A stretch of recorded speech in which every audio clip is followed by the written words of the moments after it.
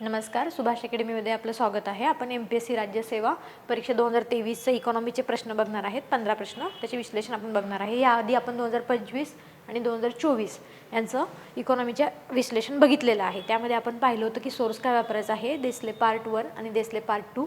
Part 2 ते आपण neglect करतो बहुतांश वेळा मुलं, परंतु तसं करायचं नाही. पार्ट 2 मधून देखील 7-8 क्वेश्चन आपले कव्हर होतात. आणि 2023 आता आपण बघूयात की 15 प्रश्न कोणते आले होते आणि त्याचं विश्लेषण काय असेल. ठीक आहे. पहिला प्रश्न बघा, क्वेश्चन नंबर 46. सेट ए बघतोय आपण. खालीलपैकी कोणते प्रमुख धोरणात्मक हस्तक्षेप हे भारतातील भूसुधारणांचा भाग होते. तर हा प्रश्न कुठून आला बरं, तर ह्या प्रश्नाचं कृषी हा नावाचा जो टॉपिक आहे त्याच्यामध्ये जमीन सुधारणा हे जे टॉपिक आहे तिथून हा प्रश्न येतो. ठीक आहे, जमीन सुधारणा, त्यामध्ये कुळ कायदा या रिलेटेड प्रश्न विचारतात. ठीक आहे, प्रश्न तयार होतो. जमीन सुधारणा हा अभ्यासाचा प्रत्येक वर्षी यावरती क्वेश्चन येतो. खालीलपैकी कोणते प्रमुख धोरणात्मक हस्तक्षेप हे भारतातील भूसुधारणांचा भाग होते. ठीक आहे, तर मध्यस्थांचे निर्मूलन केलेलं असणार आहे का, तर येस. कुळ पद्धती सुधारणामध्ये झालेत का, तर हो, कुळ पद्धती सुधारणा झालेल्या आहेत. ठीक आहे. त्यानंतर जमीन धारणेवर कमाल मर्यादा निश्चिती केलेली आहे का, तर हो. जमीन धारणा किती असायला पाहिजे, तर 18, 27 आणि 51 असं आपण बघितलेलं होतं. एकर किती एकर प्रत्येकाच्या मग ह्याच्यामध्ये कोरडवाहू कोणती, बागायती कोणती हे आपण करून ठेवायचं. ठीक आहे. मग जमीन धारणेवरती कमाल मर्यादा निश्चित केली आहे का, तर हो केलेली आहे. आणि कन्सोलिडेशन केलेलं आहे का जमिनींचं, तर येस. भूधारणांचं एकत्रीकरण म्हणजेच कन्सोलिडेशन केलेलं आहे का, तर हो केलेलं आहे. खालीलपैकी कोणते प्रमुख धोरणात्मक हस्तक्षेप मग भारतातील भूसुधारणांचा भाग होते, तर हे सर्व भाग होते का. मध्यस्थांचं निर्मूलन केलेलं आहे, कुळ पद्धतीची सुधारणा केलेली आहे आणि कमाल मर्यादा निश्चिती पण केलेली आहे. ठीक आहे. पर्टिक्युलर त्यांनी काय केलेलं आहे, कुटुंबाला किती एकर तुम्ही धारण करू शकता ह्याचं एक गाईडलाईन्स 72 मध्ये केलेलं होतं. आणि त्यानंतरनं प्रत्येक राज्यांनी त्यावरती कायदे पण केलेले आहेत. ठीक आहे, तर हे पण मर्यादा पण निश्चित केलेली आहे आणि भूधारणांचे एकत्रीकरण पण केलेलं आहे. तर मग काय येईल बरं आन्सर, वरीलपैकी सर्व. ठीक आहे. हां, भूसुधारणा, जमीन सुधारणा करताना काय काय केलेलं आहे त्यामध्ये गोष्टी. मध्यस्थांचे निर्मूलन केलेलं आहे, कुळ पद्धती सुधारणा केलेली आहे. ठीक आहे. त्यानंतरनं इथे वाचताना नीट वाचायचं. ठीक आहे. जमीन धारणेवरती कमाल मर्यादा आहे, किमान नाही बरं का, कमाल मर्यादा आहे. भूधारणांचे एकत्रीकरण, त्यानंतर शेतीचे पुनर्संघटन आणि त्यानंतरनं अजून एक गोष्ट म्हणजे जमीन धारणेच्या विभाजन आणि तुकडीकरणाची कारणे काय, असं पण एकदा क्वेश्चन विचारून झालेला होता. धारणेचं जे विभाजन आहे आणि तुकडीकरणाची कारणे म्हणजे जर कसं समजा हे जमीन आहे आणि त्याचे तुकडे का पडत आहेत, तर आपल्याला माहिती विभक्त कुटुंब पद्धती आता वाढत चाललेली आहे, त्यामुळे पण तुकडीकरण पडत आहे. तर लोकसंख्येचा भर, त्यामध्ये लोकसंख्येचा भर पडतो. म्हणजे समजा ही आधी वडिलोपार्जित जमीन आहे आणि त्यानंतरनं जर का वडिलांना 4 किंवा 6 मुलं असतील तर मग काय होतं, शेतजमिनीचं तुकडीकरण होतं. तर लोकसंख्या वाढत चालल्यामुळे तुकडीकरण होतं. त्यानंतर शेतकऱ्यांच्या सार्वजनिक कर्जबाजारीपणा, हां, शेतकऱ्यांचं काय होतं, सार्वजनिक कर्जबाजारीपणा म्हणजे समजा एखाद्या शेतकऱ्याकडे इतकी शेती आहे पण त्याच्याकडे काय झालंय, तर त्याच्यावरती कर्जाचा बोजा वाढलेला आहे. मग तो काय करेल, इतकं शेत जमीन त्याच्या गरजेपुरतं विकून देईल. त्यामुळे हे काय होतं, पूर्ण शेतीचं तुकडीकरण होतं. ठीक आहे. त्यामुळे कर्जबाजारीपणा वाढल्यामुळे पण तुकडीकरण होतं. पण कोणतं कारण नाहीये, तर नवीन तंत्रज्ञानाचा परिणाम. ठीक आहे, हे निगेटिव्ह ऑप्शन आहे, त्यामुळं हे त्यामध्ये येत नाही, तुकडीकरणाच्या कारणामध्ये येत नाही. ठीक आहे. नवीन तंत्रज्ञानाचा परिणाम असं करून देतील ते तुम्हाला, ते दिसत नाहीये तर इथे बघा, नवीन तंत्रज्ञान. ठीक आहे, हे काय ऑप्शन येत नाही. ठीक आहे, हा निगेटिव्ह ऑप्शन आहे. तर अशा पद्धतीचा क्वेश्चन येऊन गेला होता भूसुधारणावरती. तर कृषी या चॅप्टरमध्ये तुम्ही जमीन सुधारणा या टॉपिकमध्ये हे अभ्यास होऊ शकता. ठीक आहे. नंतर जमीन ते आपण जे पद्धती बघत होतो, जमीनदारी, महालवारी, ठीक आहे, ह्या आपण गोष्टी अभ्यासात जे की इतिहासाच्या रिलेटेड आहेत, ते इकॉनॉमिक्सच्या दृष्टिकोनातून पण विचारू शकतात तुम्हाला. ठीक आहे, पुढे जाऊया. हा, तर याचा आन्सर काय येईल मग, वरीलपैकी सर्व. पुढे बघा. आता अन्नपूर्णा योजनेचे लाभार्थी कोण आहेत. Question number 47. अन्नपूर्णा योजनेचे लाभार्थी कोण आहेत. लाभार्थी विचारलेले त्यांनी, डेट वगैरे काही नाही विचारलं, लाभार्थी विचारले. हा क्वेश्चन कुठून येतो, तर अन्न हा जो घटक आहे, ठीक आहे, त्यामध्ये एक योजना आहेत अन्न या घटकामध्ये, तर त्या योजनेवरती हा क्वेश्चन विचारलेला आहे. तर मग असे अजून पण काही योजना आहेत, ते आपण अभ्यासूया एक्सप्लेनेशनमध्ये. पण आता सध्या हा बघूयात. अन्नपूर्णा योजनेचे लाभार्थी कोण आहेत. शाळेतील मुली नाही, प्रासंगिक कामगार नाही, राष्ट्रीय वृद्धापकाळ निवृत्तीवेतन योजनेखाली नाहीत असे ज्येष्ठ नागरिक. ठीक आहे, ज्यांना पेन्शन मिळत नाही असे ज्येष्ठ नागरिक. तर येस, हे आन्सर आहे. निवृत्त सैनिक नाही, हे सगळे. मग असं त्यांनी एकदम सिंपल आउट करून ऑप्शन दिले होते आपल्याला. तर राष्ट्रीय वृद्धापकाळ निवृत्ती वेतन योजनेखाली नाहीत असे ज्येष्ठ नागरिक, ठीक आहे, ज्यांना निवृत्ती वेतन भेटत नाही कोणत्याच योजनेखाली, असे जे ज्येष्ठ नागरिक आहेत त्यांना काय होतं, अन्नपूर्णा योजनेचे त्यांना लाभार्थी म्हणू. तर याचं विश्लेषण बघूया आपण. तर बघा, अन्नपूर्णा योजना कधी सुरू झाली, डेट विचारले नेक्स्ट टाइम ते. तर 1 एप्रिल 2000ला चालू झालेली आहे, 1 एप्रिल 2000. नंतर कोण आहेत बरं ज्यांना आपण लाभार्थी समजतो, तर ते आहेत BPL वृद्ध, ठीक आहे, बिलो पॉवर्टी लाईन असलेले वृद्ध, जे राष्ट्रीय वृद्धांसाठीच्या पेन्शन योजनेचा लाभ घेत नाहीत. जे काही वृद्धांसाठी पेन्शन योजना आहेत त्यांना लाभ मिळत नसल्यास त्यांना अन्नपूर्णा योजनेखाली लाभ मिळतो. प्रतिमाह किती मिळतं, तर 10 kg मोफत अन्न मिळतं, 10 किलो मोफत अन्न मिळतं, मोफत मिळतं, ठीक आहे. यासाठी काही रक्कम द्यावी लागत नाही. आणि त्यांचं वय किती असायला पाहिजे, 65+ वय असायला पाहिजे, ठीक आहे. तर ह्यासारखेच अजून काही योजना, म्हणजे मी म्हणलं अन्न हे जे घटक आहे पार्ट 2 मध्ये तो अभ्यासायचा आहे, आणि त्याच्या अंतर्गत जे योजना आहेत ते सर्व अभ्यासायचे. आणि रिसेंटमध्ये करंटमध्ये पण जर कोणते चर्चेत असतील तर ते देखील आपल्याला अभ्यासायचं आहे. आता अंत्योदय अन्न योजना, ठीक आहे. अंत्योदय अन्न योजनेमध्ये काय, कधी सुरू झाली ती, 25 डिसेंबर 2000ला सुरू झाली, ठीक आहे. असे छोटे छोटे नोट्स करून ठेवायचे जेणेकरून तुम्हाला रिव्हिजन करताना उपयोगी पडतात. गरिबांमधील गरिबांना, ठीक आहे, पोरेस्ट ऑफ पुअर असं म्हणलं आहे. अंत्योदय अन्न योजना कोणासाठी बरं, पोरेस्ट ऑफ पुअर, ठीक आहे. अन्न सुरक्षा पुरवण्यासाठी लक्ष किती केले बरं, 1 कोटी अतिगरीब कुटुंबांना लक्ष केलेलं आहे यामध्ये, 1 कोटी गरीब कुटुंब. त्यानंतर उद्दिष्टे काय आहे त्याचे, तर सर्वांना अन्न सुरक्षा पुरवणे, ठीक आहे. आणि भारत भूकमुक्त करणे, ठीक आहे. आपण SDG MDG मध्ये पण बघतो की उपासमारी आपल्याला नष्ट करायची आहे, तर हे या योजनेतून आपल्याला दिसून येतं, त्याचं उद्दिष्टच ते आहे. मग तांदूळ कसं द्यायचं आहे बरं, 3 रुपये प्रति किलो. आणि गहू कसं द्यायचं आहे, तर 2 रुपये प्रति किलो. तर दरमहा किती देणार आपण, 25 किलो कुटुंबांना म्हणजे प्रति कुटुंब देणार, परंतु सध्या किती देत आहे, 35 किलो प्रति कुटुंब देते, ठीक आहे. आणि कुटुंब लाभार्थी कोण आहेत, तर हे भूमिहीन मजूर, ग्रामीण कारागीर, सीमांत शेतकरी, आजारी व्यक्ती, वृद्ध, विधवा. आता आपल्याला कसं मागच्या योजनेमध्ये विचारलं होतं त्यांनी, अन्नपूर्णा योजनेचे लाभार्थी कोण, तसंच या योजनेचे लाभार्थी पण हे आहेत, ठीक आहे. गरिबांमधील गरीब तर असतातच, पण त्यामध्ये पण पर्टिक्युलर कोण आहेत, इथे 1 2 3 4 करून दिले. मग नेक्स्ट क्वेश्चनमध्ये असा एखादा प्रश्न बनू शकतो. पुढे बघा, अजून एक राष्ट्रीय अन्न सुरक्षा कायदा. मग आता सर्वांना ह्या सगळ्या गोष्टींना एक वैधानिक दर्जा देण्यासाठी त्यांनी काय केलं बरं, पुढे जाऊन राष्ट्रीय अन्न सुरक्षा कायदाच तयार केला 2013चा. तर त्यामध्ये काय आहे, तर तो संमत कधी झाला, डेट महत्त्वाची आहे, 10 सप्टेंबर 2013, ठीक आहे. 10 सप्टेंबर 2013.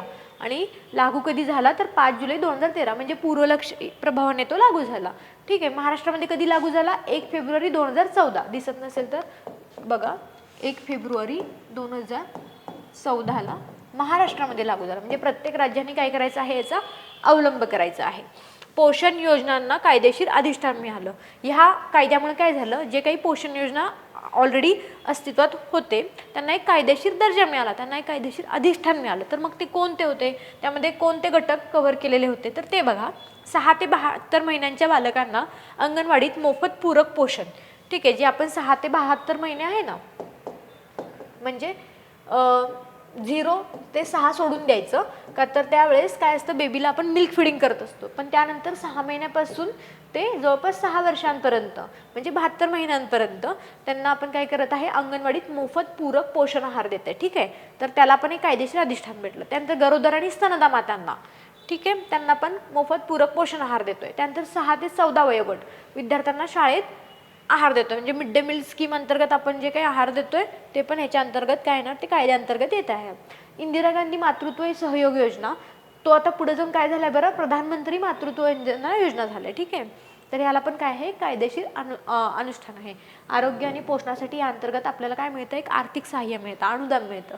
त्यानंतर अग्रक्रम कुटुंब, यामध्ये किती कुटुंब कव्हर करायचे आहेत, तर देशातील कुटुंबांपैकी किमान 67% कुटुंब आपल्याला कव्हर करायचे आहेत. त्या 67%चं डिव्हिडेशन कसं केलेलं आहे, तर 75% ग्रामीण आहेत आणि 50% कसे आहेत, शहरी आहेत, ठीक आहे.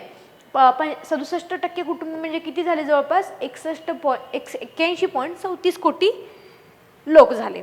आणि ग्रामीण भागातील 75% आणि शहरी भागातील 50%. हाच क्वेश्चन आपल्याला 2025ला आत्ता विचारलेला राज्यसेवेला. ठीक आहे.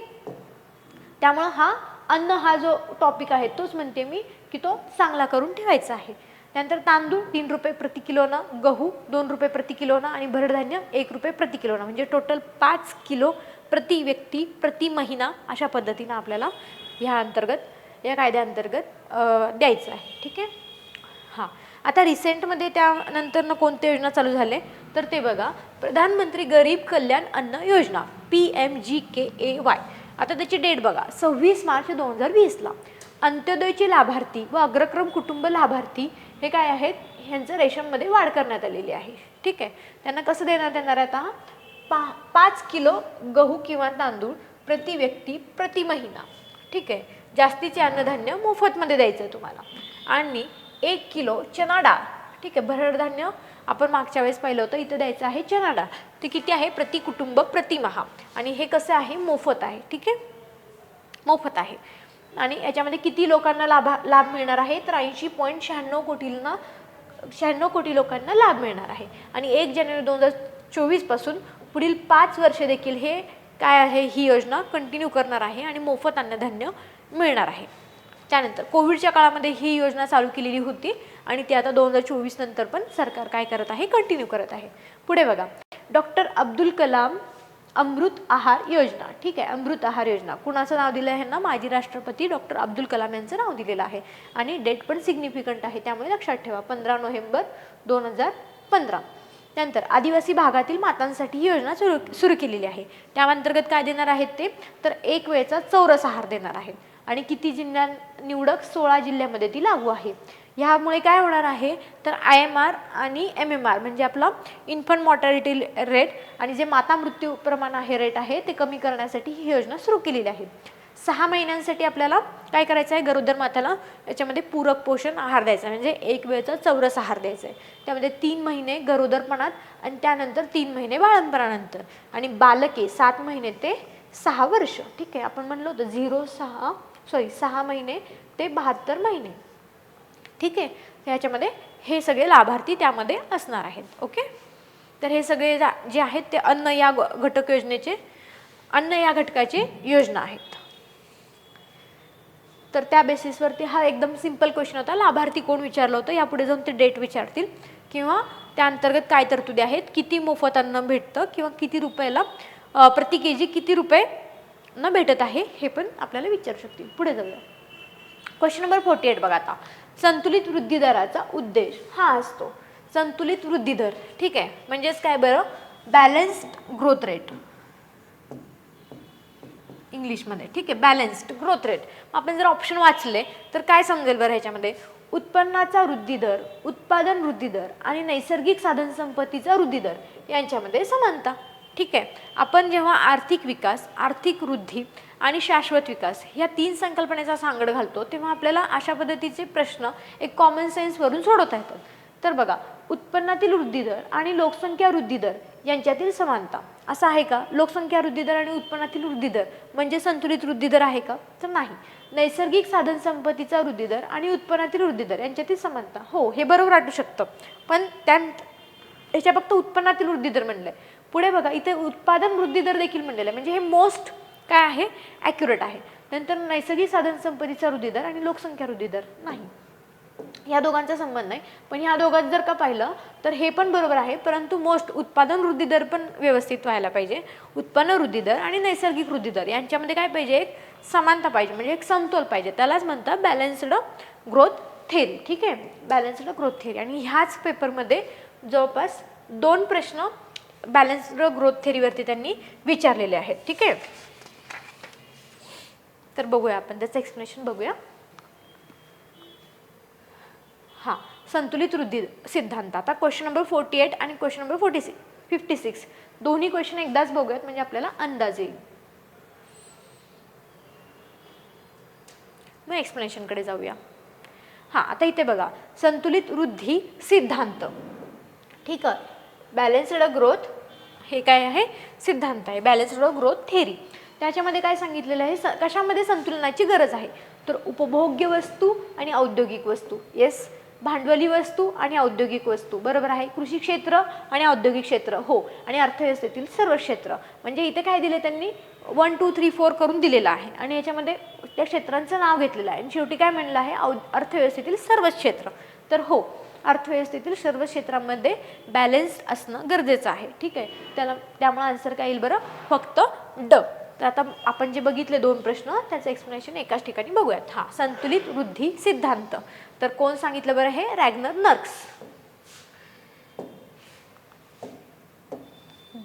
तर बघा इथे रॅग्नर नर्क्स हे काय म्हणतात, balanced growth theory, simultaneous investment in all sectors of economy, म्हणजे एकाच वेळेस इकॉनॉमीच्या प्रत्येक क्षेत्रामध्ये गुंतवणूक करणे. ठीक आहे, त्यामुळे एखादंही क्षेत्र काय होणे बरं, मागच राहणे किंवा एका क्षेत्रामध्ये कॉन्सन्ट्रेशन होणे भांडवलाचं, असं न होऊ देण्यासाठी काय करायचं असतं बरं, एकाच वेळेस इन्व्हेस्टमेंट करायची असते ऑल सेक्टर्समध्ये, तर त्याला म्हणतात बॅलन्स्ड ग्रोथ थेरी.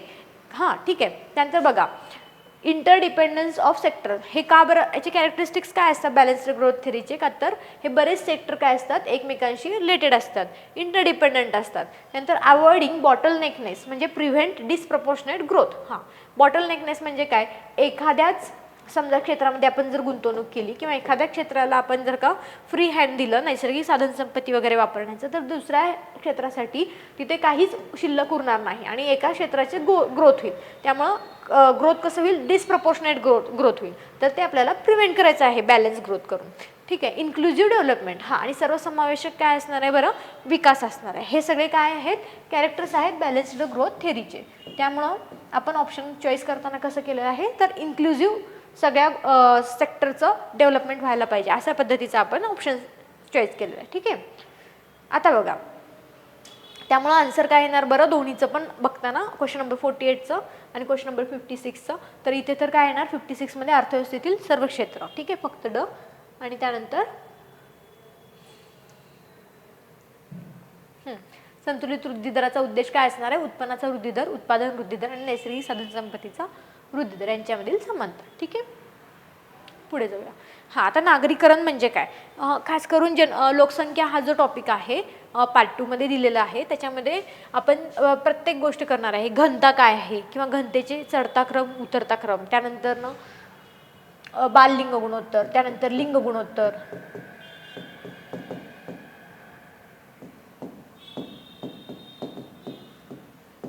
पण हा जो प्रश्न आलेला आहे तो आहे नागरी लोकसंख्यामध्ये. 2025 ला देखील नागरी लोकसंख्या किंवा लोकसंख्या या टॉपिक वरती 2 प्रश्न येऊन गेलेले आहेत. त्यानंतर बाललिंग गुणोत्तर, घनता, महत्त्वाचे टॉपिक सांगते, लिंग गुणोत्तर, त्यानंतर दशवार्षिक वाढ, सर्वात जास्त कुठं सर्वात कमी कुठं, ह्या सगळ्या गोष्टी आपण जनगणना अभ्यासताना ह्या अभ्यासायच्या. त्यानंतर लोकसंख्या धोरण आहे 2000चा, त्याचे आपल्याला उद्दिष्ट विचारतील, लक्ष्य विचारतील, ते देखील अभ्यासायचं आहे. ठीक आहे, आता इथे बघूया सोपा कॅटेगरीमधला प्रश्न आहे हा. नागरीकरण म्हणजे काय, तर शहरांमध्ये लोकसंख्येचे केंद्रीकरण, बरोबर आहे, त्यालाच काय म्हणतो आपण, नागरीकरण म्हणतो, बरोबर आहे. तर शहरांमध्ये लोकसंख्येचे विकेंद्रीकरण, विकेंद्रीकरण कसं असणार आहे, नाही. त्यानंतर खेड्याचा काही संबंधच नाही, खेड्यात लोकसंख्येचे केंद्रीकरण नाही. लोकसंख्येच्या घनतेत वाढ, ठीक आहे, मग घनतेत वाढ, परंतु नेमकं कुठे हे माहिती नाही, त्यामुळे हे ऑप्शन येत नाही. तर मग आन्सर काय येईल बरं, फक्त अ. ठीक आहे, काही जण अ आणि ड करायला जातील, वरीलपैकी सर्व तर येत नाही, अ आणि ब पण येत नाही, पण अ आणि ड करायला जातील लोकसंख्येच्या घनतेत वाढ, तर त्याला नागरीकरण नाही म्हणत. कुठं हे त्यांनी नेमकं स्पष्टीकरण दिलेलं नाही आहे, त्यामुळे फक्त अ. ठीक आहे, आता या संदर्भात काही फॅक्च्युअल डाटा बघूया. नागरी लोकसंख्या कशाला म्हणायचं, म्हणजे एखाद्या क्षेत्राला नागरी क्षेत्र कधी म्हणतात, तर 5000 लोकसंख्या क्षेत्र असेल तर त्याला म्हणायचं लोकसंख्या नागरी लोकसंख्या क्षेत्र. नंतर 75% पेक्षा पुरुष कामगार गैर कृषी क्षेत्रात असतील, म्हणजे एक असं क्षेत्र आहे आणि त्यामध्ये जे काही कार्यकारी लोकसंख्या आहे त्यामधील पुरुष 75% पेक्षा जास्त बिगर जर का शेती व्यवसायात गुंतलेला असेल तर त्याला काय म्हणायचं, नागरी क्षेत्र. ठीक आहे, आणि लोकसंख्या घनता किती पाहिजे बरं, 400+ पाहिजे. ठीक आहे, 400+ असेल तर काय असायचं, त्याला म्हणायचं नागरी लोकसंख्या. त्यानंतर नागरी लोकसंख्येचे प्रमाण किती होतं बरं, 2001 मध्ये 27.81% आणि 2011 मध्ये 31.86%.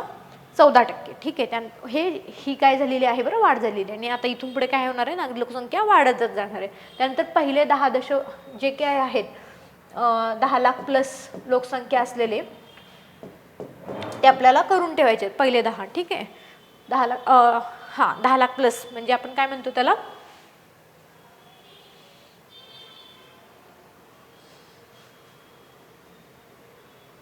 दशलक्ष शहरे. ठीक आहे, 10 लाख प्लस लोकसंख्या म्हणजे दशलक्ष शहरे. ठीक आहे, ते किती आहेत, 53 आहेत. आणि त्यापैकी पण पहिले 10 कोणते, 2011च्या जनगणनेनुसार सध्या पुरते तर आपण करून ठेवूयात. पुढे बघूया. हा झाला क्वेश्चन नंबर 49. त्याचा आन्सर आहे फक्त ओ. ठीक आहे, पुढे बघा आता. Atal question number 50. अटल पुनरुज्जीवन व शहरी परिवर्तन अभियान म्हणजे अमृत विषयी खालीलपैकी कोणते विधान बरोबर नाही. क्वेश्चन नीट वाचायचा, बरोबर नाही हे विचारलंय. अमृत हे भारत सरकारचे प्रमुख अभियान आहे. येस, गृहनिर्माण आणि शहरी व्यवहार मंत्रालय यांनी हे अभियान सुरू केलेलं आहे. बरोबर आहे. गृहनिर्माण आणि कोण आहे बरं इथं, शहरी व्यवहार मंत्रालय. नंतर ते देशभरातील शहरांमधील पाण्याच्या पुरवठ्याची आव्हाने सोडवते. पाण्याच्या पुरवठ्याची आव्हाने सोडवते का ते, तर नाही. ठीक आहे, त्यामुळे हे आन्सर काय, हे ऑप्शन काय आहे, चुकीचं आहे. आणि 25 जून 2015 मध्ये देशातील 500 शहरांमध्ये ते कार्यान्वित करण्यात आले आहे. इथे काय दिले त्यांनी, योजनेची डेट दिलेली आहे. तर मग 25 जून 2015 चालू झालेलं आहे काय, तर हो. म्हणजे आपण जर का पाहिलं तर स्मार्ट सिटी योजना असू दे किंवा अमृत योजना असू दे, ह्या सगळ्या योजना कशाशी रिलेटेड आहेत बरं, शहरी भागामध्ये जे काही पायाभूत सुविधा आपल्याला पुरवायच्या आहेत त्या रिलेटेड आहेत. फक्त पाणी पुरवठ्याच्या संदर्भात ही आव्हान नाही सोडवत, तर जे काही पायाभूत सुविधा आहेत ते पण आपल्याला काय करायचे आहेत, ते इन्क्रीज करायचे. ठीक आहे, तर बघूया आपण अमृत योजना. अमृत योजना, Atal mission for rejuvenation and urban transformation. ठीक आहे, डेट काय दिली त्यांनी, 25 जून 2015 ही सुरू झालेली आहे. शहरी मूलभूत सुविधा आणि पायाभूत सुविधांचा विकास करण्यासाठी ही योजना सुरू झाली आहे. किती शहरांमध्ये सुरू झालेली आहे ती, तर ती सुरू झालेली आहे 500 शहरांमध्ये.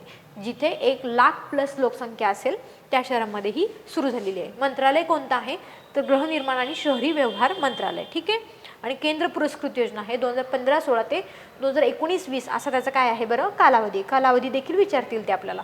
आणि अंमल कोण करेल, तर शहरी स्थानिक मंडळ म्हणजे जे लोकल बॉडीज आहेत ते या योजनेचं काय करणार आहेत, अंमलबजावणी करणार आहेत. ठीक आहे, तर याप्रमाणे जे शहरी विकास रिलेटेड जी काही योजना आहेत केंद्र सरकारच्या त्या आपण बघूयात पुढे. JNNURM. ठीक आहे, ही आधीची योजना आहे, म्हणजे UPA सरकारच्या काळातली योजना आहे, तरी देखील ती महत्त्वाची आहे. आपण बघूयात. Jawaharlal Nehru national urban renewal mission. ठीक आहे, ही कधी चालू झालेली आहे, तर 3 डिसेंबर 2005. डेट देखील लक्षात ठेवायच्या अशा काही योजनांचा. नंतर त्यांनी 4 सेंटेन्स करून देताना 4 सेंटेन्समध्ये आपल्याला डेट दिलेलं होतं. नंतर शहरांचा नियोजनबद्ध विकास करणे. ठीक आहे, आता शहरं कशीही वाढत चालली आहेत, परंतु आपल्याला त्याला काय करायचं आहे, एक नियोजनबद्ध विकास करायचा आहे. त्यामुळे ही योजना लिहिली. पायाभूत सुविधा पुरवणे. नंतर टोटल ह्यामध्ये 65 शहरे होते. आणि केंद्र राज्य कसं होतं बरं डिव्हिडेशन निधीचा, तर 60:40. ठीक आहे, मग हा क्वेश्चन येऊन गेलेला होता की निधी कसा वाटप करणार आहे. त्यानंतर पुढची योजना बघा, स्मार्ट सिटी मिशन. ही तर खूप फेमस योजना होती. हिचं काय आहे बरं डेट, हिचं पण डेट काय आहे, 25 जून 2015. अमृतला जोड म्हणून ही योजना चालू झाली होती, जी आपण बघितली आत्ता प्रश्नामध्ये, अमृत योजना. त्याला जोड म्हणून ही सुरू झालेली आहे. किती शहरांमध्ये, 100 शहरांमध्ये. ही होती 500 शहरांसाठी. ठीक आहे, ही 100 शहरांमध्ये सुरू झालेली आहे. 2015-16 ते 2019-20 असा ह्याचा काय होता बरं कालावधी होता. प्रत्येक शहरासाठी प्रत्येक वर्षाला 100 कोटी रुपये देणे आणि तेथील सुविधा पुरवणे हे त्याचं उद्दिष्ट होतं. प्रत्येक शहराला प्रत्येक वर्षासाठी 100 कोटी रुपये, आणि त्या माध्यमातून आपल्याला स्मार्ट सिटी डेव्हलप करायची होती.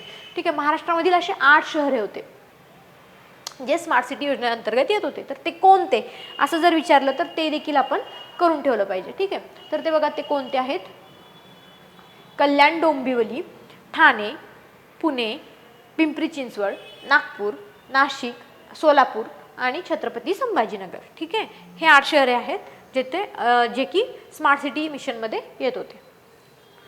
आता अजून बघा, हृदय यावरती पण एक क्वेश्चन येऊन गेलेला आहे. हृदय योजनेवरती काय क्वेश्चन येऊन गेलेला होता,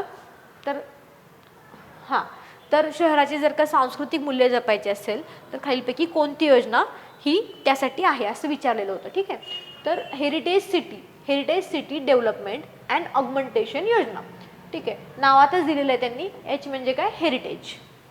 आणि कधी चालू झालेली आहे, 21 जानेवारी 2015 मध्ये चालू झाली. प्रत्येक वारसा शहराचे सांस्कृतिक मूल्य जपणे. ठीक आहे, हे त्याचं काय आहे बरं, उद्दिष्ट आहे. आणि शहरी मंत्रालय याच्यामध्ये येतं. 21 जानेवारी 2015 ते 31 मार्च 2019 हे त्याचं कालावधी. आणि 12 शहरांमध्ये सध्या ती सुरू होती. त्यानंतर बघा, श्यामाप्रसाद मुखर्जी रुर्बन अभियान म्हणजे रुरल प्लस अर्बन, आणि ही चालू झाली आहे 21 फेब्रुवारी 2016. ह्याचं घोषणा काय कुठे झाली बरं, छत्तीसगडमध्ये झाली. रुरल प्लस अर्बन आपल्याला क्लस्टर उभा करायचे आहेत. क्लस्टर आधारित विकास योजना आहे ही.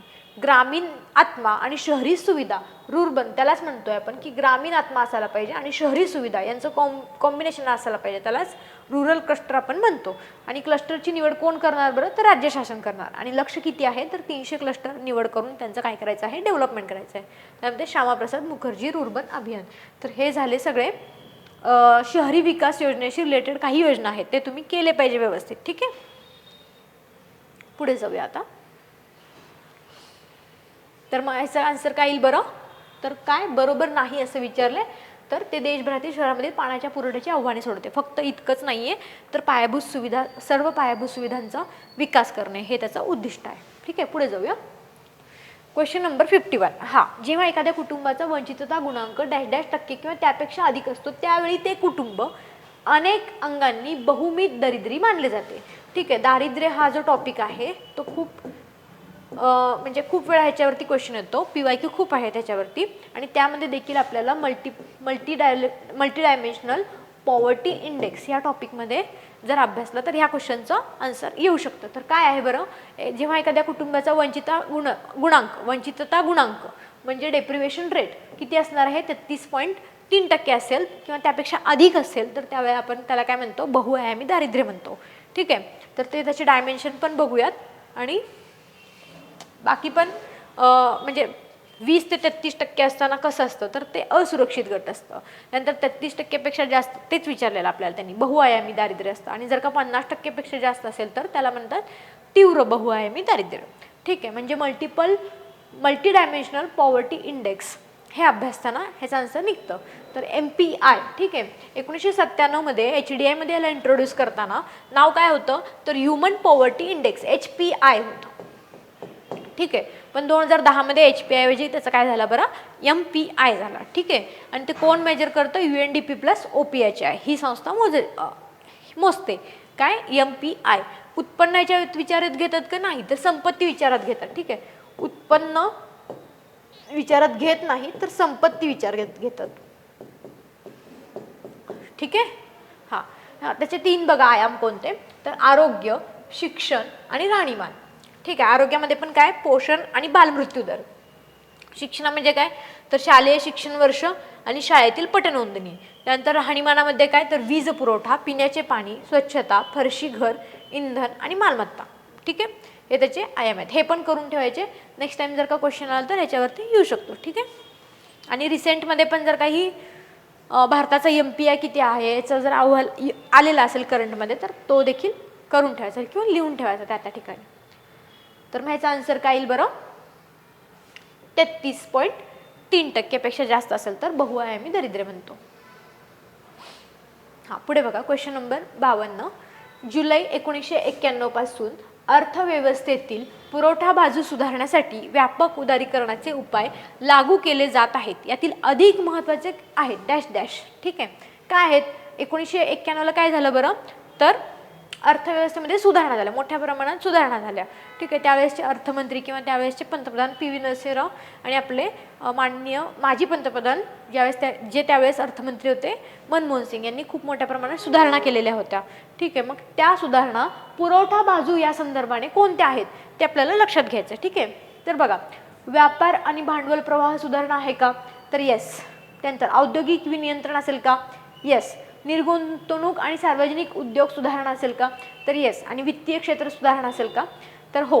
अ, ब, क, ड सर्वच्या सर्व बरोबर आहे. ठीक आहे, तर आता याचं एक्सप्लेनेशन बघू. म्हणजे जेव्हा अर्थव्यवस्था सुधारणा करत होते तेव्हा मागणी बाजू आणि पुरवठा बाजू अशा दोन पद्धतीच्या आपल्याला सुधारणा करायच्या होत्या. ठीक आहे, जे की तर बघा, बृहतलक्षी स्थिरीकरण आणि संरचनात्मक समायोजन अशा पद्धतीचे दोन पद्धतीचे आपल्याला काय करायचे, सुधारणा करायचे होते. आर्थिक प्रकारच्या या दोन सुधारणा आहेत. आणि एक आहे मागणी व्यवस्थापनाशी संबंधित आणि दुसरं आहे काय आहे, पुरवठा व्यवस्थापनाशी संबंधित. ठीक आहे, मागणी म्हणजे काय बरं, तर बाजारात मागणी किती आहे, डिमांड किती आहे, हे कशावरून ठरतं की चलन किती आहे तुमच्या, म्हणजे लोकांजवळील चलन किती खेळत आहे किंवा त्यांच्याकडे किती काय आहे, त्यांच्याकडे किती निधी त्यांच्याकडे किती संचित पडलेला आहे, त्यांच्याकडे किती शिल्लक राहिलेले आहेत किंवा उत्पन्नातील किती पैशांचा खर्च झाला आहे आणि त्यानंतर किती बचत झालेली आहे आणि त्या बचतीमधील त्यांनी किती खर्च करणार आहे त्यावरती त्यांची डिमांड काय आहे हे समजतं. ठीक आहे, मागणी किती आहे हे समजतं. आणि त्यानंतर पुरवठा बाजूमध्ये काय असतं बरं, तर एखादी म्हणजे सप्लाय, या वस्तूचं बाजारात सप्लाय किती असणार आहे हे आपल्याला समजतं. मग आता समजा मग ही वस्तू तयार करण्यासाठी कामगारांना किती पैसे द्यावे लागले किंवा कामगारांची काय अडचणी होत्या किंवा टॅक्सेस किती भरावं लागले, उत्पादन शुल्क किती भरावं लागलं, त्यावरून आपल्याला काय होते, ही वस्तूची किंमत किती आहे हे समजतं आणि त्यावरून पुरवठा पण किती होतो हे समजतं.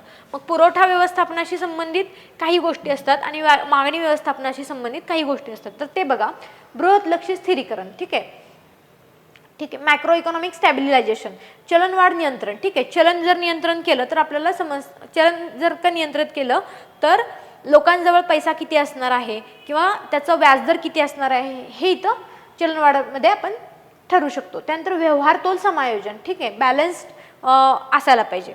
त्यानंतर चलनाचे अवमूल्यन केल्यावरती काय होतं, रुपया घसरतो डॉलरच्या तुलनेने. मग त्यावेळेस काय होते, खरेदी शक्ती कशी बदलते, तर त्यावेळेस चलनाचे अवमूल्यन हे फॅक्टर उपयोगी पडतं. ठीक आहे, मग त्यानंतर सेम इकडे स्ट्रक्चरल ॲडजस्टमेंट ज्यावेळेस आपण करतो त्यावेळेस पुरवठा व्यवस्थापनाशी जे संबंधित आहेत त्या गोष्टी आपण ॲडजस्ट करत असतो. व्यापार आणि भांडवल सुधारणा, त्यानंतर औद्योगिक सुधारणा, म्हणजे औद्योगिक सुधारणा करताना पण जर काही टेक्निकल प्रॉब्लेम असतील, एकल खिडकी विंडो योजना आपण जेव्हा पुरवतो बिझनेस करणाऱ्या लोकांना, तर त्यावेळेस ते काय होतं, सोपं पडतं आणि त्यांना तो खर्च कमी येतो. ठीक आहे, इज ऑफ डुईंग बिझनेस हे त्याच रिलेटेड गोष्टी आहेत. कर सुधारणा केल्यानं काय होतं, टॅक्सेस कमी होतात आणि त्यामुळे वस्तूची किंमत पण कमी होते आणि त्यामुळे काय होतं की खरेदी क्षमता वाढते लोकांची, त्यामुळे कर सुधारणा. त्यानंतर राजकोषीय सुधारणा, चलनविषयक सुधारणा आणि वित्तीय सुधारणा, नियोजन सुधारणा आणि खाजगीकरण. ठीक आहे, हे सगळे कसे आहेत बरं, हे पुरवठा व्यवस्थापनाशी संबंधित आहेत आणि ते कसे आहेत तर ते मागणी व्यवस्थापनाशी संबंधित आहेत. ठीक आहे, मग आपल्याला विचारलेलं तेच होतं या ठिकाणी की 1991ला जेव्हा अर्थव्यवस्थेमध्ये सुधारणा झाल्या तर त्यावेळेस त्या पुरवठा बाजू सुधारण्यासाठी आपण काय धोरण अवलंबले होते, तर व्यापार आणि भांडवल प्रवाह सुधारणा, येस, वैद्यकीय विनियंत्रण, निर्गुंतवणूक आणि सार्वजनिक उद्योग सुधारणा आणि वित्तीय क्षेत्र सुधारणा. ठीक आहे, आणि अजून पण एक 4-5 होते ते आपण करून ठेवायला पाहिजे. तर हा जो टॉपिक आहे, हा जो टॉपिक आहे तर त्या टॉपिकमधून त्यांनी प्रश्न घेतलेला आहे. तर क्वेश्चन नंबर 52चा आन्सर काय येईल बरं, अ, ब, क, ड सर्वच. ओके, पुढे जाऊया. क्वेश्चन नंबर 53 बघा, विविध दस्तऐवजातून नियोजनाची दीर्घकालीन उद्दिष्टे खालीलप्रमाणे दिसून येतात. हा एकदम आता कॉमन सेन्सचा प्रश्न आहे. नियोजन करायचं आहे आणि दीर्घकालीन उद्दिष्टे, तर त्यासाठी खालीलपैकी काय लागतील आपल्याला प्लॅनिंग करण्यासाठी, तर आर्थिक वृद्धी आणि आत्मनिर्भरता, येस, बेकारी निर्मूलन आणि उत्पन्न विषमता घट. तर रोजगारी आपल्याला काय करायचं असते, रोजगार उत्पन्न करायचं असतं आणि बेरोजगारीचं काय करायचं असतं, निर्मूलन करायचं असतं आणि उत्पन्न विषमता घट. बरोबर आहे, जर उत्पन्नातील विषमता आपल्याला काय करायची असते, कमी करायची असते. आपण मागच्या ह्याच्यात बघितलं होतं की लॉरेन्झ वक्ररेषा. ठीक आहे, आपल्याला ते काय दाखवते, उत्पन्नातील विषमता दाखवते. तर त्याच्यामध्ये काय आणायचं, घट आणायचं आहे, गरिबी निर्मूलन करायचं आहे, येस, दारिद्र्य निर्मूलन करायचं आहे आणि आधुनिकीकरण आणायचं आहे आणि त्यानंतर समावेशक आणि शाश्वत वृद्धी करायची आहे. ठीक आहे, तर सर्वच बरोबर आहेत. असं वाचल्यावरती असं वाटत नाही की एखादं तरी काय करायला पाहिजे, निग्लेक्ट करायला पाहिजे. तर नियोजनाची दीर्घकालीन उद्दिष्टामध्ये काय असणार आहे, सर्वच असणार आहे. ठीक आहे, एकदम कॉमन क्वेश्चन होता, कन्सेप्च्युअल होता. पुढे जाऊया. क्वेश्चन नंबर 53चा आन्सर काय येईल मग, वरीलपैकी सर्व बरोबर. क्वेश्चन नंबर 54 बघा, योजना निर्मिती आणि यशासाठी पुढील बाबींची गरज असते. ठीक आहे, हा देखील मगाशीच्या कॅटेगरी सारखाच क्वेश्चन आहे. जर काही योजना आपण प्लॅनिंग बनवत आहे आणि त्याचं यश अपेक्षित करत आहे, त्यातून येणारे लक्ष्य जर का आपल्याला साध्य करायचे असतील तर काय अपेक्षित आहे, तर नियोजन आयोग. ठीक आहे, एखादा आयोग असला पाहिजे ज्याने प्रॉपर प्लॅनिंग केलं पाहिजे, आकडेवारी आणि उद्दिष्टे ठीक आहे हे ठरवले पाहिजेत, लक्ष्य आणि अग्रक्रम निश्चिती केली पाहिजेत आणि संसाधन संकलन केलेलं पाहिजे. ठीक आहे, रिसोर्सेस पण पाहिजेत आपल्याला, लक्ष्य ठरवलंय आणि ते अचीव करायचे तर आपल्याला रिसोर्सेस पाहिजेत. त्यानंतर ना अभ्रष्ट आणि कार्यक्षम प्रशासन पाहिजे, म्हणजे आपल्याला सिस्टीम पण कशी पाहिजे, अभ्रष्ट पाहिजे. ठीक आहे, करप्शन नको आहे आणि ट्रान्सपरंट पाहिजे आणि इफेक्टिव्ह पाहिजे. त्यानंतर योग्य विकास धोरण पाहिजे, आपल्याकडे एक धोरण पाहिजे. ठीक आहे, प्रशासन काटकसर पण करता आली पाहिजे आणि शिक्षणाचा पाया, हे सर्वच गोष्टी काय आहेत, गरजेच्या आहेत. त्यामुळे आपल्याला कोणती निग्लेक्ट करून चालत नाही. तर 54चा आन्सर पण काय येईल बरं, अ ब क ड. आता जे नियोजन हा जो टॉपिक आहे त्यामध्ये काय दिलेलं असणार आहे, त्यांनी यश कसं म्हणजे योजना निर्मितीसाठी आणि यशासाठी काय बाबी गरजेचे आहेत हे देखील दिलेलं आहे. आणि जर का आपल्याला जर लक्ष्य साध्य करता आले नसतील तर अपयश काय काय आले ते देखील दिलेलं असणार आहे त्यांनी. ठीक आहे, तर ते पण अभ्यासूया आपण.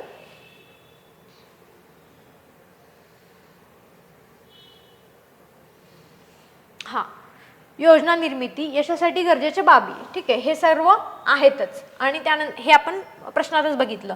पण अपयशाची कारणे विचारली त्यांनी नेक्स्ट टाइम, तर ती काय काय असतील बरं, तर नियोजन सुरुवातीला समाजवादी होती आणि नंतर भांडवलशाही होती, म्हणजे आपण एका धोरणाला टिकप राहिलं नाही तर नंतर आपण चेंज केलेलं आहे. ठीक आहे, अर्थव्यवस्थेचं पद्धत समाजवादी होती आधी आणि त्यानंतर भांडवलशाही अर्थव्यवस्थेकडे आपण झुकायला सुरू केलो.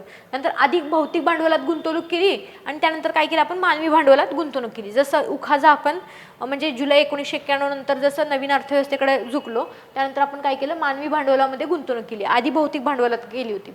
नंतर सार्वजनिक उद्योगधंद्यांमधून दीर्घकाळातील वृद्धी आणि रोजगार निर्मिती अपेक्षेप्रमाणे साध्य झालेली नाहीये, जे की आपण सार्वजनिक उद्योगधंद्यामध्ये मोठ्या प्रमाणात गुंतवणूक केली होती एकदम स्टार्टिंगच्या काळामध्ये, ती काही नंतर आपल्याला रोजगार निर्मिती तेवढ्या प्रमाणात नंतर झालेली दिसत नाहीये किंवा वृद्धी पण झालेली दिसत नाहीये.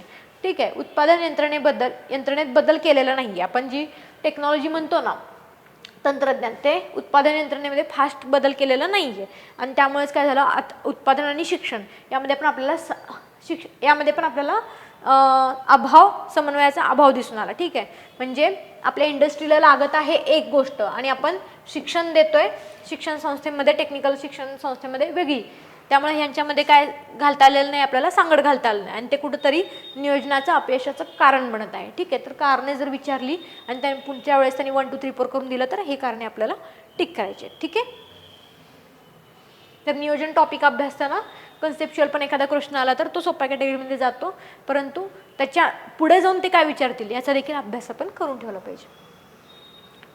हा, आता एखादा देश गरीब असतो कारण तो गरीबच असतो, हे विधान कोणी केले आहे, म्हणजे अर्थतज्ञ आणि त्या रिलेटेड काही संकल्पना, या रिलेटेड एखादा तरी क्वेश्चन कायम येतोच. ठीक आहे, अर्थतज्ञ आणि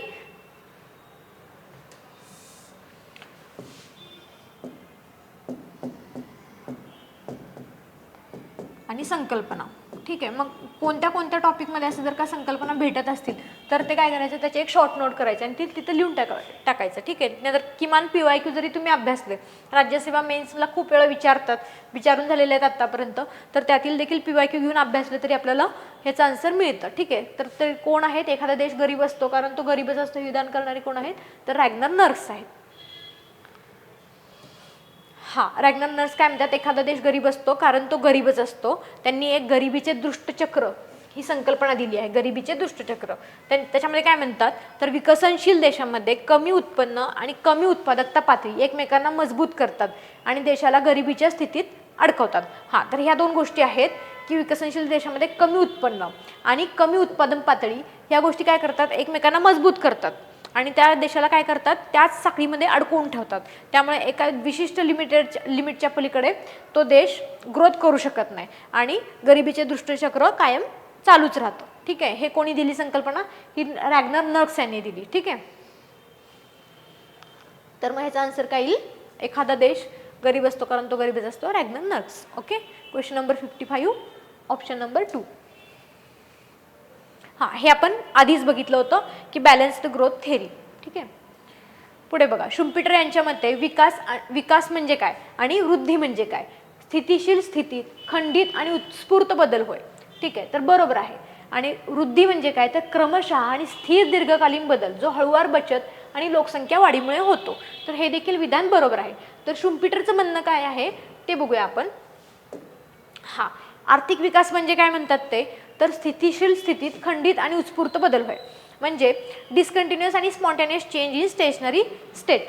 त्यांचं म्हणणं काय असतं तर बघा सॉरी, शुम्पीटर एक सर्क्युलर फ्लो सांगतात.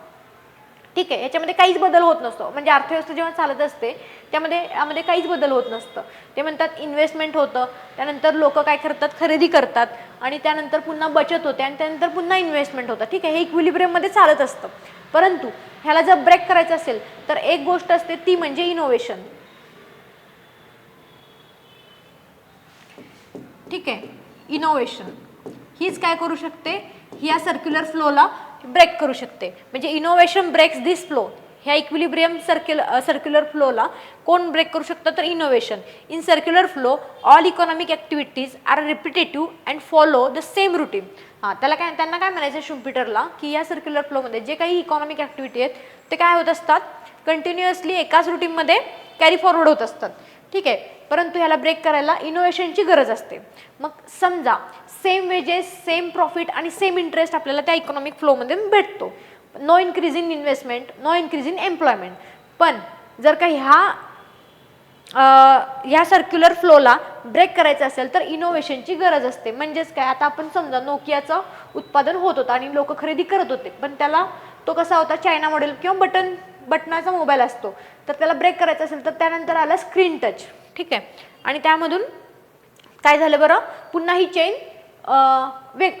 चेन काय झाली, रिपीटच झाली, परंतु वेगळ्या पद्धतीने. इनोव्हेशन झाल्यामुळे काय झालं बरं, त्याच्यामध्ये ब्रेक होऊन पुन्हा वेगळ्या पद्धतीने रिपीट झाली. मग पुन्हा स्मार्ट टच म्हणजे स्क्रीन टच मोबाईलचा काय झाला, हा सर्क्युलर फ्लो सुरू झाला. परंतु नंतर पुन्हा काही जर का वेगळे पुढची इनोव्हेशन आली तर ही चेन ब्रेक होईल आणि पुन्हा चालू होईल. हेच त्यांना काय म्हणायचं आहे, शुम्पीटर यांना म्हणायचं आहे. ठीक आहे, मग आपण बघत होतो आर्थिक विकास. तर डिस्कंटिन्युअस आणि स्पॉन्टेनियस चेंज. हा, डिस्कंटिन्युअस म्हणजे ही काही चेंज कंटिन्यू होत नाही, परंतु याच्यामध्ये जर चेंज कधी होईल, इनोव्हेशन नंतर चेंज होईल. त्यालाच काय म्हणायचं, जेव्हा स्टेशनरी स्टेटमध्ये असते आर्थिक व्यवस्था तेव्हाच म्हणायचं त्याला आर्थिक विकास त्यावेळेस होतो, असं शुम्पीटर म्हणतात. आणि आर्थिक वृद्धी म्हणजे क्रमशः आणि स्थिर दीर्घकालीन बदल जो हळूवार बचत आणि दीर्घकालीन लोकसंख्या वाढीमुळे होतो. बचत आणि लोकसंख्या वाढीमुळे होत असेल तर त्याला म्हणायचं आर्थिक वृद्धी. शुम्पीटर ह्या दोन गोष्टी सांगतात, आर्थिक विकास आणि आर्थिक वृद्धी. त्यामुळे या प्रश्नामध्ये दिलेले जे दोन्ही सेंटेन्स आहेत ते कसे आहेत, ते बरोबर आहे. ठीक आहे, आता हा जो टॉपिक आहे तो आर्थिक विकास आणि आर्थिक वृद्धी देसले पार्ट 2 मध्ये दिलेला आहे. त्याचं सोर्स आर्थिक विकास आणि वृद्धी.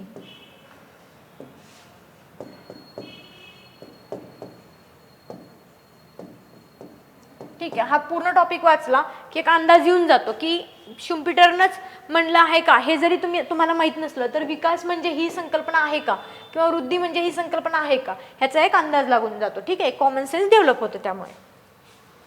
पुढे बघा, रंगराजन समिती 2014ने वर्ष 2011-12 साठी दारिद्र्य रेषा दैनंदिन दरडोई उपभोग खर्च डॅश डॅश शहरी भागासाठी आणि डॅश डॅश ग्रामीण भागासाठी निश्चित केली आहे. ठीक आहे, आता तेंडुलकर समिती आणि रंगराजन समिती,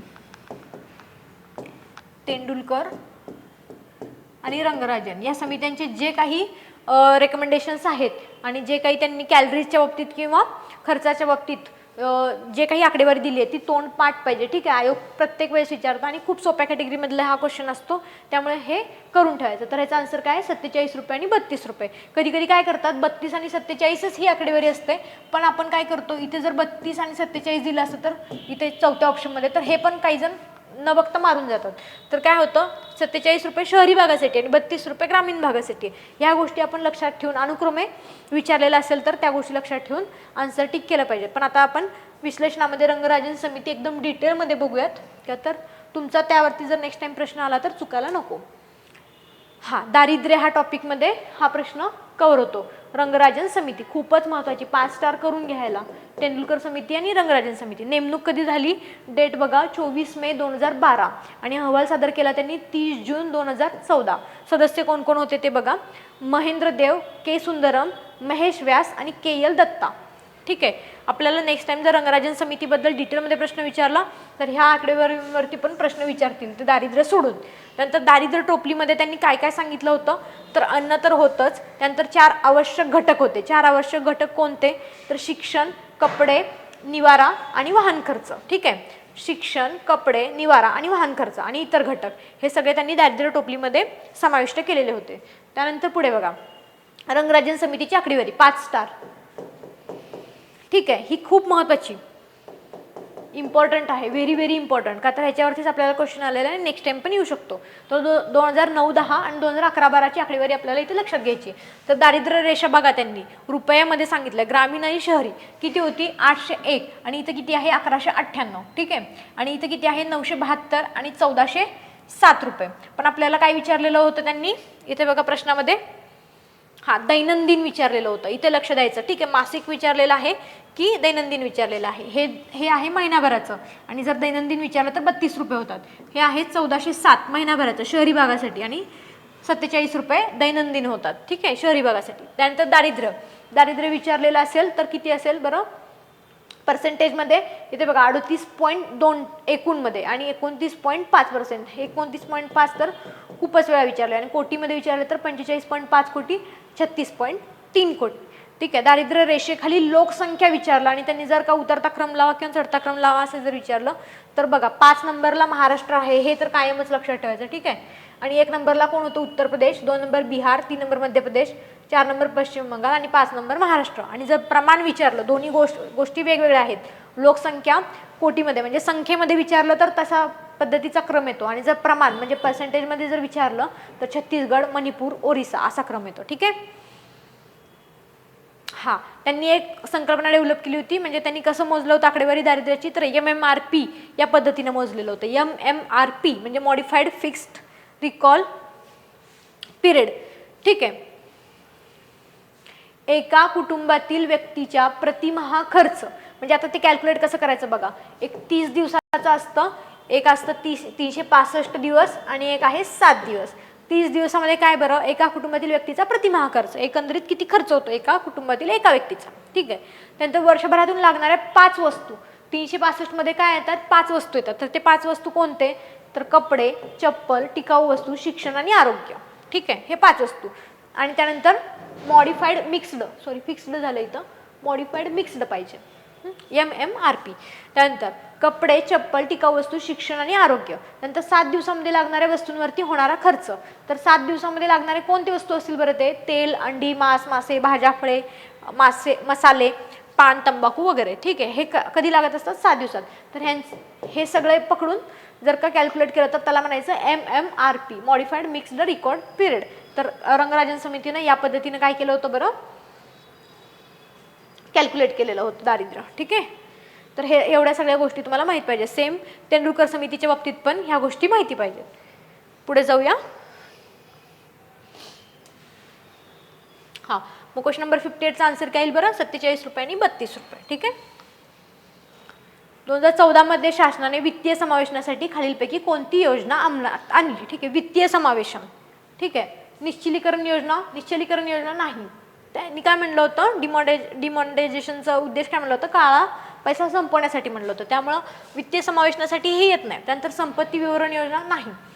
त्यानंतर प्रधानमंत्री जनधन योजना, येस, त्यासाठी वित्तीय समावेशनासाठीच ही योजना सुरू केलेली होती. ठीक आहे. वरीलपैकी सर्व नाही. ठीक आहे.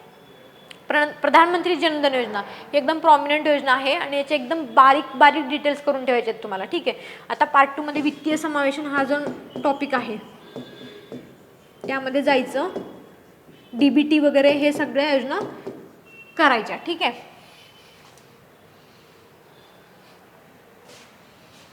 हा, तर बघा वित्तीय समावेशन प्रधानमंत्री जनधन योजना, संकेत कधी दिले होते हे योजना सुरू व्हायचे, तर 15 ऑगस्टला दिले होते. भाषणामध्ये प्रधानमंत्रींनी आपल्या 15 ऑगस्ट 2014ला याचे संकेत दिले होते आणि त्यानंतर चालू झालं लगेच औपचारिक प्रारंभ 28 ऑगस्ट 2014. पहिला टप्पा 14 ऑगस्ट 2015 पर्यंत होता, ठीक आहे, 1 वर्षाचा टप्पा होता.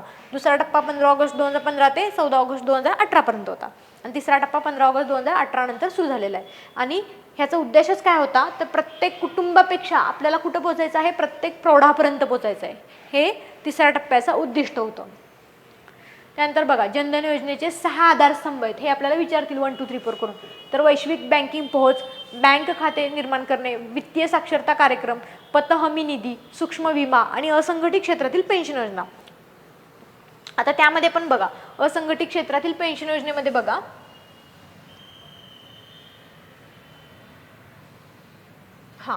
अटल पेन्शन योजना जी आहे ती प्रॉमिनंट आहे. अटल पेन्शन योजना ती कधी सुरू झाली, 9 मे 2015 सुरू झाली, ठीक आहे. अटल पेन्शन योजना असंघटित क्षेत्रातील लोकांसाठी 2015-16 बजेटमध्ये सुरू झाली. तिचं वयोगट काय होतं, 18 ते 40 वयोगटामध्ये आपल्याला काय करायचं होतं, त्याच्यामध्ये निधी जमा करायचे होते आणि 60 वयानंतर आपल्याला ते पेन्शन भेटणार होतं. किती, 1000 रुपये ते, दिसत नसेल तर लिहिते इथं, 1000 रुपये ते 5000 रुपये, ठीक आहे. अटल पेन्शन योजना सुरू झाली होती 9 मे 2015. त्याच पद्धतीने प्रधानमंत्री श्रमयोगी मानधन योजना सुरू झाली 5 मार्च 2019 असंघटित क्षेत्रातील कामगारांसाठी. वयोगट याचा पण किती होतं, 18 ते 40. मासिक उत्पन्न किती पाहिजे, परंतु 15,000 रुपयापेक्षा कमी पाहिजे आणि 60 वर्षानंतर तुम्हाला पेन्शन मिळणार होतं किती, 3000 रुपये, ठीक आहे. याचं डेट आणि कोणासाठी चालू केली होती आणि ही खास करून प्रधानमंत्री जनधन योजनेमध्ये असंघटित क्षेत्रातील कामगारांसाठी पेन्शन योजना होती, त्यामुळे ह्या 2 योजना प्रॉमिनंट आहेत, तर त्या करून ठेवायच्या, ठीक आहे. पुढे जाऊया. तर मग काय येईल, 2014 मध्ये शासनाने वित्तीय समावेशनासाठी खालीलपैकी कोणती योजना अंमलात आणली होती, तर प्रधानमंत्री जनधन योजना, ठीक आहे. क्वेश्चन नंबर 59चा आन्सर आहे 3. त्यानंतर बघा जेंडर बजेट म्हणजे काय, क्वेश्चन नंबर 60. जेंडर बजेट म्हणजे काय, तर पुरुषांसाठी वेगळा अर्थसंकल्प नाही, महिलांसाठी वेगळा अर्थसंकल्प नाही, सामान्य अर्थसंकल्पात पुरुषांसाठी स्वतंत्र तरतुदी नाही, सामान्य अर्थसंकल्पात महिलांसाठी स्वतंत्र तरतुदी. तर बरोबर आहे, ठीक आहे. आपल्याला जेंडर बजेट म्हणजे काय, तर महिलांसाठी वेगळा अर्थसंकल्प न करता आहे त्याच सामान्य अर्थसंकल्पामध्ये महिलांसाठी स्वतंत्र तरतुदी करणे म्हणजेच जेंडर बजेट होय, ठीक आहे. तर त्याचे आपण एक्सप्लेनेशन बघूया. जेंडर बजेट पार्ट 2 मध्ये दिलेलं आहे देसलेच्या 297 पेज नंबरवरती तुम्ही जाऊन बघू शकता, ठीक आहे. पुढे बघा.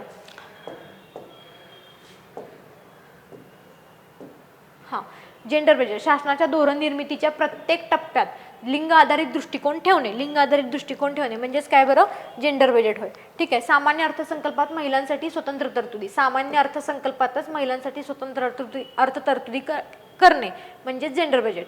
2001-2 मध्ये अर्थसंकल्पात अर्थमंत्र्यांनी जेंडर बजेट संकल्पनेचा फक्त उच्चार केलेला होता.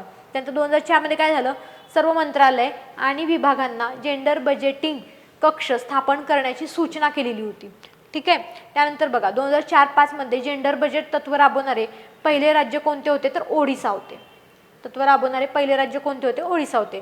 2005-6 मध्ये अर्थसंकल्पीय परिपत्रकात जेंडर बजेट विषयक मार्गदर्शक सूचना जारी करण्यात आल्या 2005-6 मध्ये, ठीक आहे. जानेवारी 2013 मध्ये महाराष्ट्रात सर्वप्रथम जेंडर बजेट मांडले गेले. हा क्वेश्चन येऊन गेलेला आहे, ठीक आहे. जानेवारी 2013 महाराष्ट्रात पहिल्यांदा जेंडर बजेट कधी मांडलं असं जर विचारलं तर जानेवारी 2013. तर अर्थसंकल्प दस्तावेज असतो त्यामुळे खर्च अर्थसंकल्प मांडलेला असतो. खर्च अर्थसंकल्पामध्येच जेंडर बजेट विवरणपत्र असतं. भाग 1 आणि भाग बी असे त्याचे 2 भाग असतात. तर भाग ए मध्ये काय असतं बरं, महिला केंद्रित योजना असतात म्हणजे 100% स्त्रोत त्यामध्ये महिलांवरच खर्च केलेला असतो. स्पेशली महिलांसाठी या योजना असतात आणि फक्त महिलांसाठी. आणि भाग ए मध्ये त्यामध्ये 100% आपण जे काही स्त्रोत आहेत ते महिलांवरतीच खर्च करायचे असतात. आणि भाग बी मध्ये काय सांगितलेलं असतं तर या असतात ते महिला पूरक योजना असतात, ठीक आहे. सप्लिमेंटरी 30% स्त्रोत महिलांसाठी यामध्ये खर्च करायचा असतो, ठीक आहे. तर जेंडर बजेटचं विवरणपत्र हे अशा पद्धतीचं असतं, जे काही आपलं सामान्य अर्थसंकल्प असतं त्यामध्येच स्वतंत्र फक्त तरतुदी केलेल्या असतात, तर वेगळं बजेट नसतं. त्यामुळे आन्सर काय येईल बरं, क्वेश्चन नंबर 60चं सामान्य अर्थसंकल्पात महिलांसाठी स्वतंत्र तरतुदी. तर अशा पद्धतीने हे 2023चे आपले क्वेश्चन कंप्लीट झालेले आहेत. तर तुम्ही बघू शकता 2023, 2024 आणि 2025 आत्तापर्यंत आपण जर विश्लेषण पाहिले आहे त्यामध्ये आपल्याला समजतं की काही महत्त्वाचेच टॉपिक आहेत इकॉनॉमीमधले, खास करून पार्ट 1 आणि पार्ट 2च्या बाबतीत पाहिलं तर देसले पार्ट 1 पार्ट 2, तर ह्यातून कवर होतात मोस्ट ऑफ दी क्वेश्चन्स. आणि बजेटच्या रिलेटेड जे क्वेश्चन आहेत, ज्या वर्षी आपली परीक्षा आहे त्यावर्षी फक्त त्या वर्षीचा आर्थिक बजेट आपल्याला अभ्यासायचं आहे करंटमधून, अन्यथा आपले बाकीचे सर्व क्वेश्चन पुस्तकामधून कवर होतात. ठीक आहे, तर आपण पुढच्या 2022च्या विश्लेषणामध्ये भेटूयात. थँक्यू.